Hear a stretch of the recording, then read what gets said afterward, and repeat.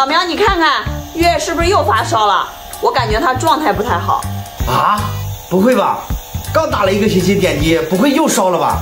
不知道，你去拿那个体温计过来，先给他量一下。来，给他量一下。来，把体温计给我，我给他量一下。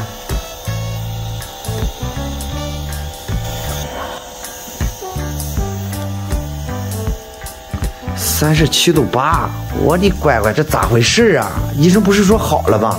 只是说不用打点滴了，没说好了。他昨天夜里还一直咳，都没怎么睡觉。爸爸，我好热的。来，月月把嘴巴张开，我给你喷一下。这个能行吗？你就给他喷。啊！这个是纯草本植物，你放心好了。等一下爸爸妈妈再带你去医院检查一下。怎么会低烧呢？你冷不冷啊？但是我不想打针啊。打不打针，等会儿去医院检查了再说。我们尽量不打针，等会儿让医生检查看了再说，好不好？哎呀，月月又发烧了，低烧。等会儿月月做完雾化，我们再带她去医院检查一下，咋回事也不知道，这怎么又低烧了呢？哎。